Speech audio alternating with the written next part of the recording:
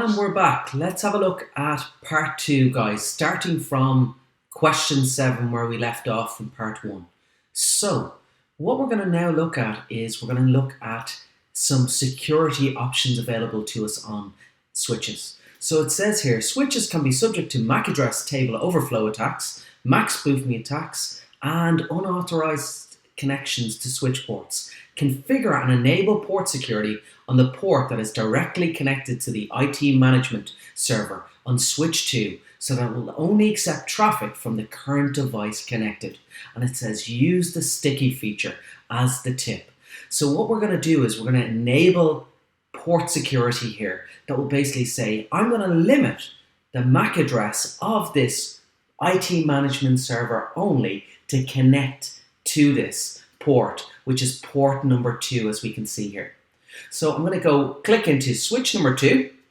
I'm going to go back to privilege mode, and what I'm going to do is I'm going to go conft and I'm going to say interface fast ethernet 0/2, which is connected to my IT management server, and I'm going to say now switch port security.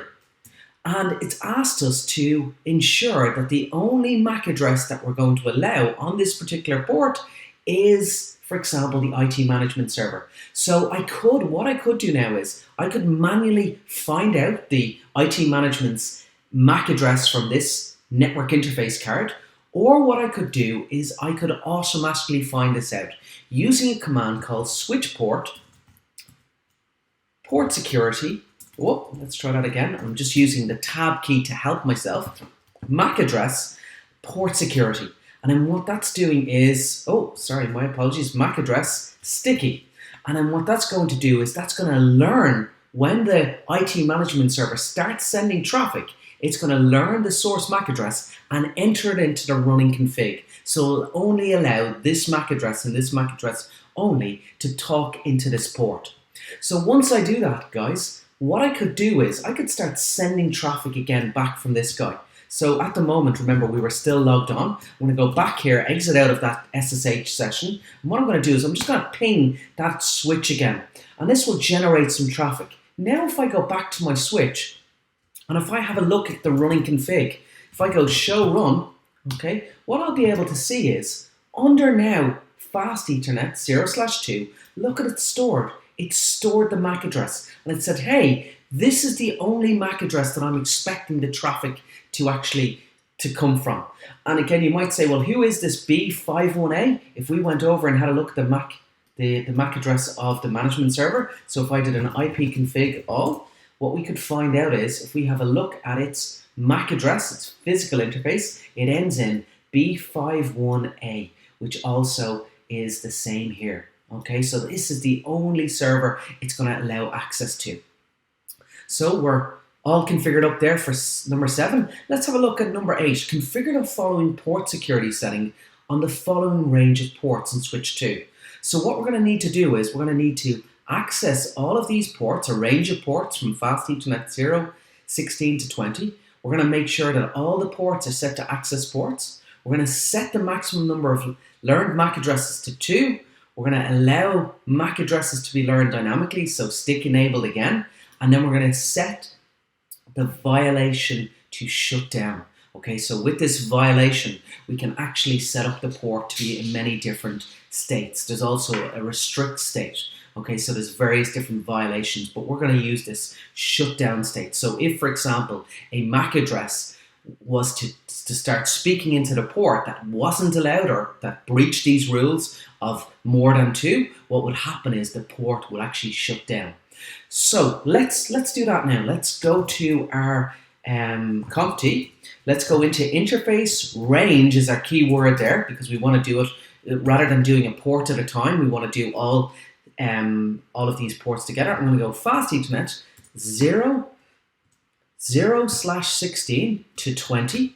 And then what I'm going to do now, guys, is I'm going to follow this. It says ensure all ports are set to access ports. So what I'm going to do is I'm going to go switch port mode access. Very important. Then what I'm going to need to do is I'm going to need to say, let's turn on port security. Switch port security. Let's enable that.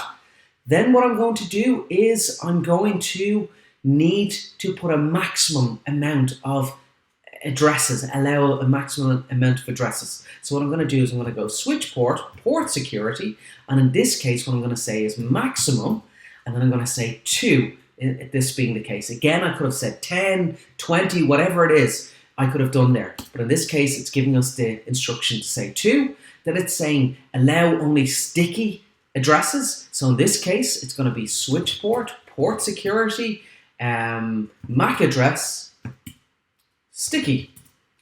And then finally what it's going to do is it's saying, hey, use that violation mode of security. So it's going to be switch port, port security, violation. And again, if I hit my context sensitive help, there's the 3 different violations that we could set up. Okay, in our particular case, we're actually taking the most severe. We're basically saying, hey, if you break these, rules of more addresses, basically shut down the port. So we're being very, very security conscious here. And again, this is a bank, of course, so we do want to have very fine-grained security rules and very restrictive security. Okay, so that's now complete, guys. We can move forward. The next part, number 9, Credit Bank have asked you to shut down a range of ports on Fast Ethernet 0/4 to 22 on switch 3, which are currently unused. So what we're going to need to do is we're going to need to switch over. Sorry for the pun there, guys. We're going to need to move over to the switch number 3. Okay, and we're going to need to shut down some ports. Likewise, what we saw a moment ago, we could do this one by one, but this would take an awful lot of time. So what I'm going to do is I'm going to use my range command, so interface range, Fast Ethernet 0/3, I think was our first, sorry, it was 0/4, all the way up to 22.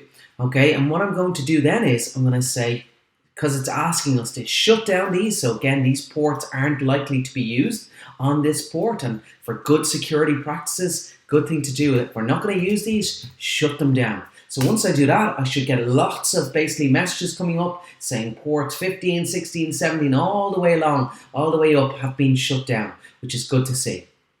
Okay, and that's essentially number 9, complete. Let's keep going, guys. We're on a roll. Let's have a look at number 10. Credit Bank have asked you to assign switch 5 as the root bridge for VLANs 1 and 99 with a priority of 0 for both.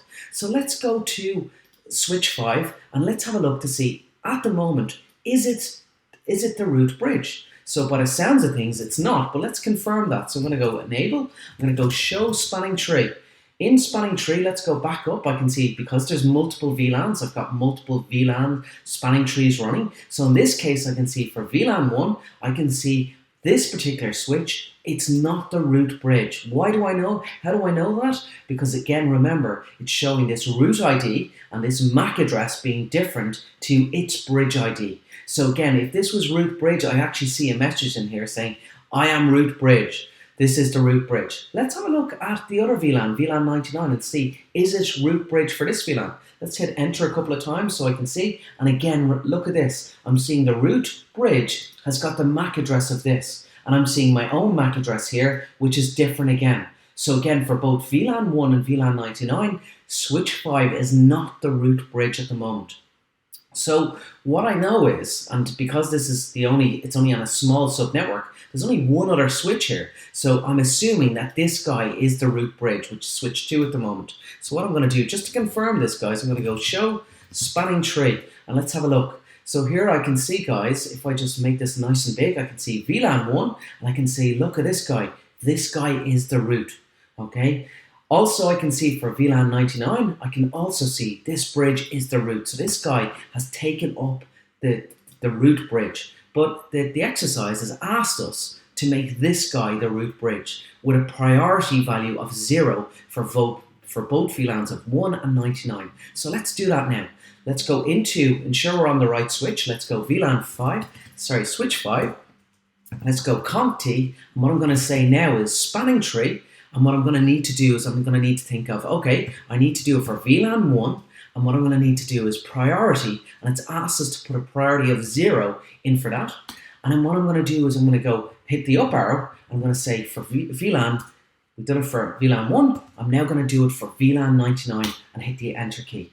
What I'm going to do now is I'm going to drop back to privilege mode. I'm going to run that command again, show spanning tree. And what I should see, guys, is after a moment or two, and it might take a second or two, you can see there my computer is trying to process that. Now I can see, look at this, guys. I've now got a root bridge of, basically for VLAN 1, this is now taking up the root of root bridge, okay, for VLAN 1. And I can also say it's now become the root bridge for VLAN 99 also.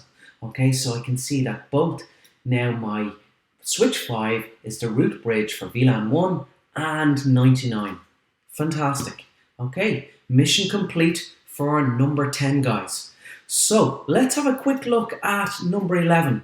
We're on a roll. Number 11 asks us, portfast needs to be configured on access ports that connect to a single workstation or server to enable them to become active more quickly.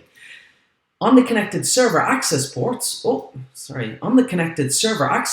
switch 2, first ensure these are access ports, fast Ethernet 0/1 and 0/2, and then enable portfast on these ports. So what we're going to need to do, guys, is we're going to need to enable portfast. So what this does is it allows the port to transition immediately into the forwarding state. So remember with spanning tree, okay, we had those listening and learning states. What we're going to do is we're going to transition these ports on these server, basically on these server ports, fast Ethernet 0, 1 and 0/2. You can see 0/2 here connected to the management server. What we're going to do is we're going to immediately transition to forwarding.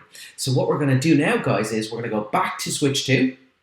And what I'm going to do is I'm going to go conft. It's asked me to do it for just fast Ethernet 0/1 and 0/2. So that's all I'm going to do it for. So I'm going to go interface range. And I'm going to say fast Ethernet 0/1 to 2. And then what I'm going to do is I'm going to say, now what I want to do is I want to say spanning tree port fast. Now it's going to give us a message here to basically say, hey, you know, be very careful here. Ensure that this is indeed an access port. So again, what I always like to do is I like to always go switch port on these ports, switch port mode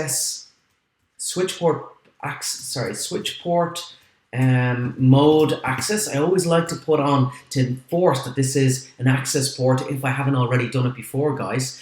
And then what it's going to say is, it says it's always good practice to enable bpduguard. So if, for example, a switch did try to connect to these ports, that it wouldn't allow it to come up. It would shut it down. So what it does actually, and this is where it's nice that number 12 has mentioned this, it said enable bpduguard. So enable this bridge protocol data unit guard to ensure that, you know, if, for example, it receives any of these BPDUs from switches, to ensure to shut down these ports. So what I'm going to do now, guys, is I'm going to enable this. So what I'm going to do on that port is I'm going to say spanning tree, and I'm going to say BPDU, and I'm going to say enable. And what that's going to do is it's going to turn it on for those ports, fast Ethernet 1 and fast Ethernet 02. Okay, guys, so that's it. We're gonna call it there for part 2 of this video. In part 3, I'm going to hopefully finish off this task. We're going to look at 13 to 15, and then we're going to talk about the further questions 1 and 2. Let's leave it there for now. Hopefully you'll join me for part 3. See you soon, guys.